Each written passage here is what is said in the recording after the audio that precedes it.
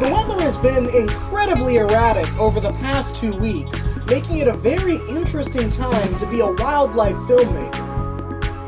Birds were a constant presence, scouring fields for insects regardless of the weather. For many birds, this storm was a life and death struggle.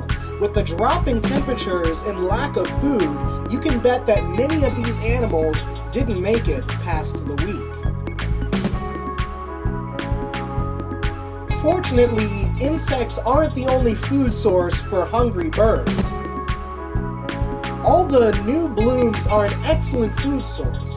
All this new budding growth is softer and easier to digest than the rest of the hard, barky plant. The unseasonably warm weather led to an explosion of flower growth. A beautiful display dramatically cut short by the freak winter storm.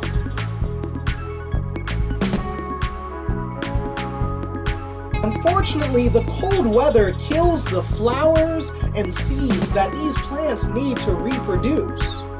Many of these buds were snuffed out by the ice before they could even bloom, meaning that unfortunately, we might not have as many flowers this spring. Now, depending on who you are, that might not be such a bad thing, because with flowers comes lots and lots of pollen. Those tiny yellow grains that serve as plant sperm. Many of us hate it because it gives us allergies. But some pollinating insects find it a tasty dish to dine on, along with the nectar that they slurp up from the flowers they visit. This isn't the only insect activity I ran into during the warm weather. It wasn't ants that dug these holes, but rather countless ground-dwelling wasps.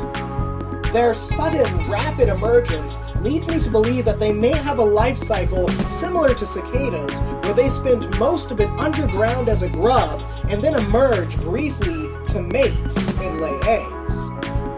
If anyone has information on these creatures, please let me know if I got this correct or not. Regardless, I found these subterranean insects fascinating, and I'm also very glad that they decided not to sting me. Of course, I didn't see any insects after this winter storm. They tend to not tolerate the cold very well. Instead, most of the invertebrate action was occurring on a microscopic scale beneath the ice. The fall after a snowstorm is a great time to find microorganisms, especially in the semi-aquatic environment of moss. Now at first, all I could make out were pollen grains dotting this microscopic environment. But upon closer inspection, I found that this environment was filled with microscopic worms.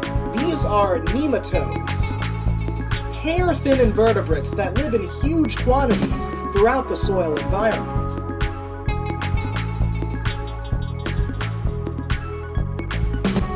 I also spotted this arthropod, probably some type of mite.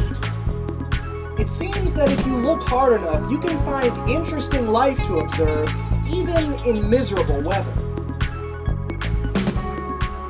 That's about it for this week. If you liked my work here, you should check out my Instagram, where I have all sorts of cool wildlife pictures. See you guys